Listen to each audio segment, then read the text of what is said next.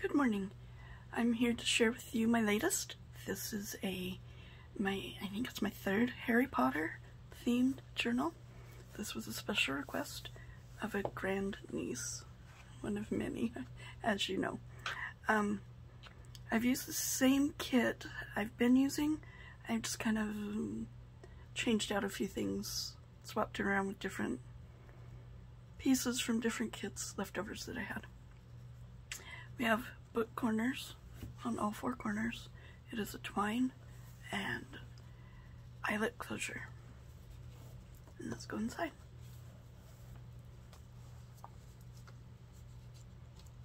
I'm going to try and not talk as much because you all know the books by now. You all know the images. If you have any questions though, please let me know. Some vintage trim there for tabs throughout. Lots of little tabs. All of the owl images in the kit in this book are from a kit from Mrs. Cox. And then a tag in that one. I decided to go with a more owl theme in this one. Okay, so I've taken this page and I've copied it twice, and then I've fussy cut around this one, making sure to glue down the wick and the candle flame so it didn't tear. And then we've got a tag in that one with some, I think it's sari silk trim. Lace tab there. And a little image there that I just printed out the kit a couple of times and cut out different pages. This is a half of a business size envelope. I did some collaging on the back so she can journal on the back. And then a journal card on the inside with oh my goodness, with a lace tab. And that's your paper. The center of the first signature, we have a Gryffindor. She's of the Gryffindor house, so I tried to lean more towards that. Gryffindor, and then on the back, my daughter made for me some wax seals. This one is gold. I think you can see that, and it says Gryffindor. Hope you can see that. Another fussy cut, and then I've turned it into a tuck spot for another owl journal card. Paper clip, holding in a booklet, little stamping, and in the back, and then just some half a dozen maybe sheets of vintage typewriter paper, and then some stenciling in the back. Goes over the page and stays secure with a paper clip.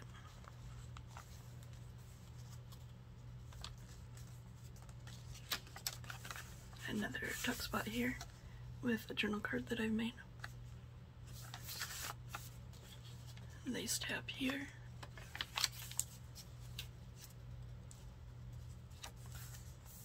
A pocket here with a vintage postcard that I thought looked kind of castle-y, like Hogwarts, maybe castle-y.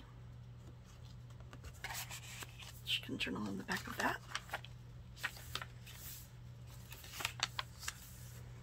An embossed piece here I received in a swap, using it as a tuck spot for this journal card, backed with tea-dyed paper, and this one that I've stamped on with tea-dyed index card on the back.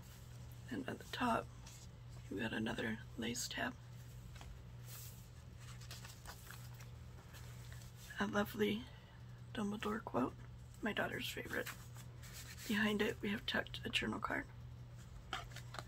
And on the back is some 1930s book page. Look at all the stains and color on that. I thought it was so cool. So I left it alone. And a tag on the inside of the pocket. And then another over the page booklet. This one says Rise and Shine. And then inside it's just got different random note papers and pages and typewriter paper and some stenciling. Then on the back, it's a die cut of one of the owls.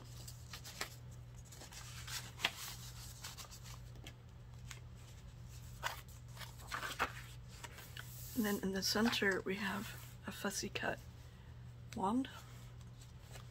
Then starting the second signature, we have this beautiful tatting I found at a estate sale.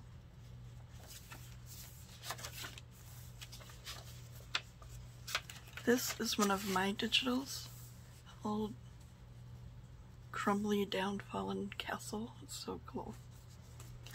And we have another little booklet. Same as the last one, just different note papers.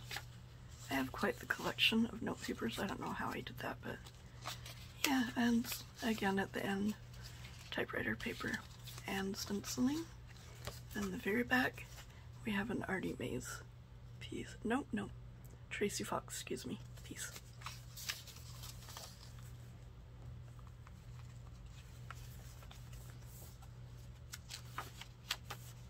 Another fussy cut wand.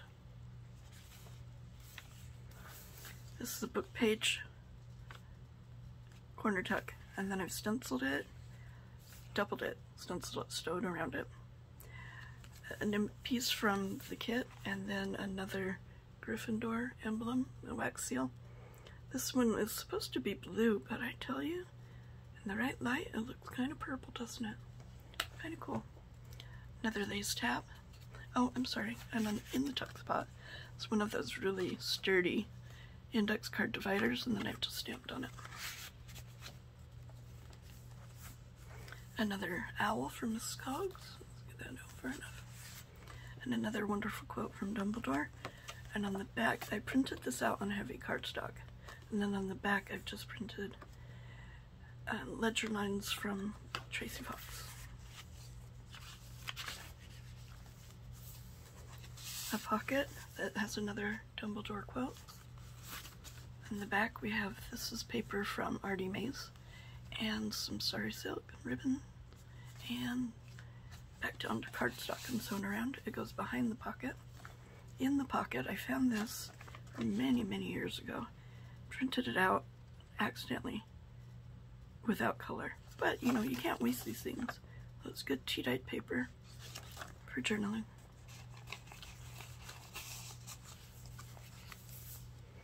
Beautiful ruffle trim. I love ruffle trim. It's so pretty.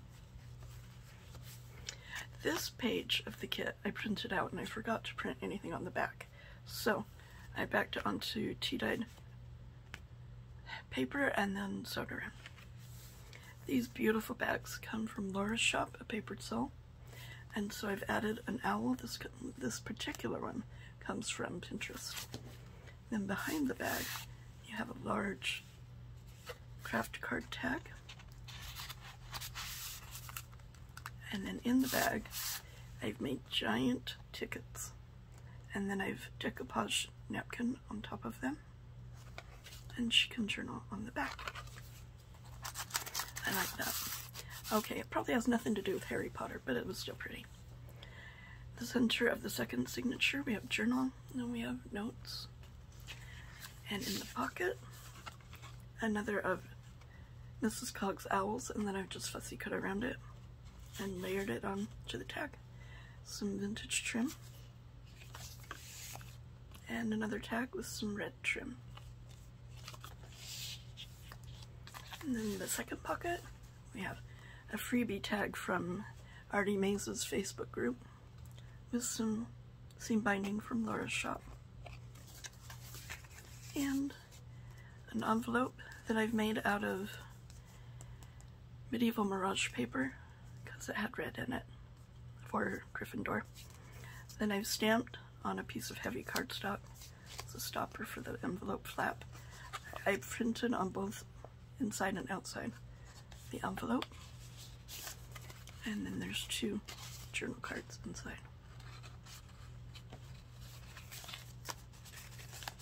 I hope I'm staying in frame. Please let me know if you're getting sick and tired of me not staying in frame. Another bag, this one is Mrs. Coggs. Another craft card tag.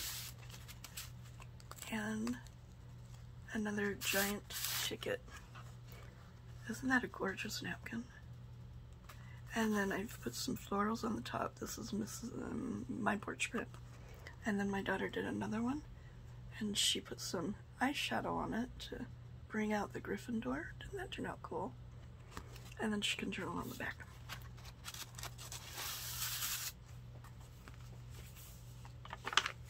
The other half of the long envelope. These are stamps that I've done. A Tracy Fox label I thought went well with it. On the back you've got a beautiful piece of parchment paper to journal on. And then a journal card on the inside.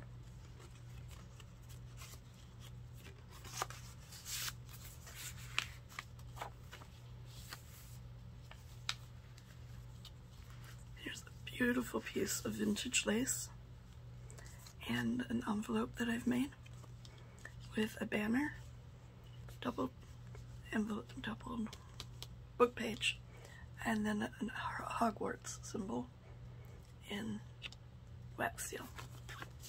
She did a lot of wax seals for me on this one. Hogwarts die cut and a journal card.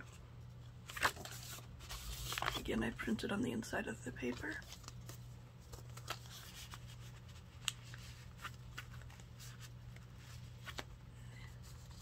The paper clip just kind of holds it in. The lace didn't hold quite like I wanted it to, but there you go. A unicorn that I fussy cut.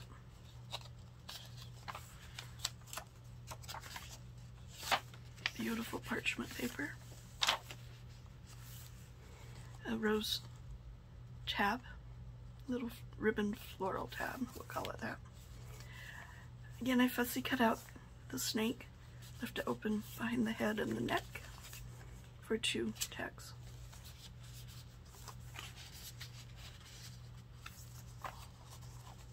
Nine paper. The other half. Okay, so I guess it wasn't a castle. I forget.